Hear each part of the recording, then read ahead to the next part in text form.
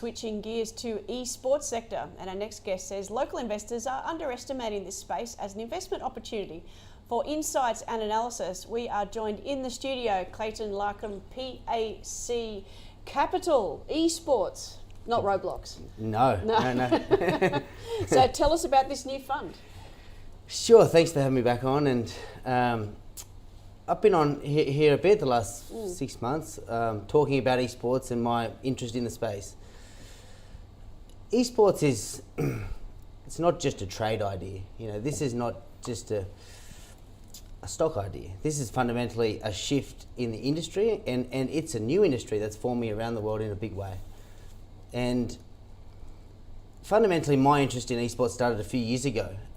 You know, I've been in the investment world, what I've been doing through different avenues and different companies, but for my own business, pretty much managing the private wealth of individuals and families.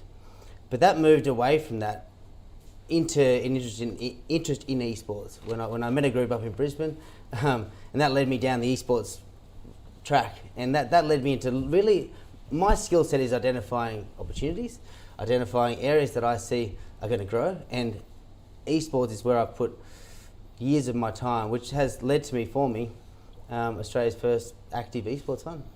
So Clayton, how do you go about screening for opportunities? I can see the growth potential that's there, but I can see there's a lot of places that will not be in existence in the future. How do you go about screening for what's likely to succeed and what won't?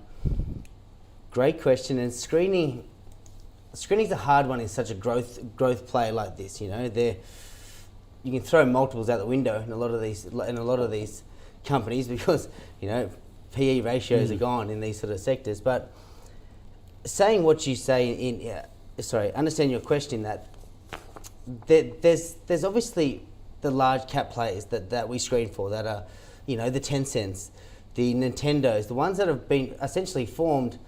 You know, the Van Eck ETF came to the market about 6 to 8 months ago. That's made up of 25 names, large cap, over 5 billion market cap. Half of their revenue has to come from gaming. We are looking at a different thematic with that, and our screening process doesn't screen for a revenue over 50% in gaming. And you might say, why? Because we do want to take more of a higher percentage of that company has to come from gaming or esports. Hence, that's why we like, you know, Nintendo over Microsoft, over Sony. You know, these ones are more pure esports play. But saying that, being active and having the ability to go long short allows us to be nimble and take opportunities in the smaller cap end of town. So are you just interested in buying into established esports, or are you looking to develop your own? Develop my own. As in, yeah, find like a startup version of esport rather than just established names? Not really, because essentially what I look at is, this is an open-ended fund. You know, we've got some large capital that's come into that right now, and we've got liquidity constraints. We can't play in the smaller cap space. That's not really want to do, unless we want to cap the fund at, you know, 200-300 million, which at the moment I don't, because essentially the bigger end of town, which, you know, you talk about the Tencent, Nintendo, EA Sports, they are huge companies, and there's no liquidity problems there. But in the bottom end of town, where you might think these are smaller up-and-coming esports companies, they're still multi-billion-dollar companies that are trading at liquidity is not a problem. So I think that just educating and educating people about the esports sector is really what I love to do, and just sort of understanding people, getting people to understand that this is not just startup companies. This is well-established companies that are getting taken over left, right, and centre. You know, Hewlett-Packard on the weekend bought a company, HyperX, that essentially for 425 million. That's Hewlett-Packard's first entry into the market. You know, so that's a sign.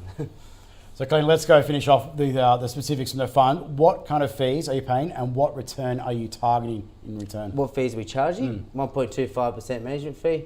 We're charging 20% performance fee above RBA cash, which people might say, that's hard because there is no index for this. You know, well, there is the esports index, but this is a brand new industry. And essentially, this index is not like an S&P 500 that's been built over a long time. This is an index that's for me.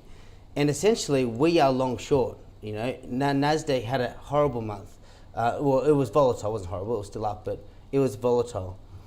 We took opportunities in capital raises. We went short on a couple of companies before earnings. We are very active in that, and we're up we're still doing the NAV now, but close to double digits, and that ends in our first month. So essentially, that's why we're charging a performance fee above cash. Clayton Ludd, P.A.C. Capital Chief Investment Officer. Thanks for joining us on the program this afternoon. Thanks a lot.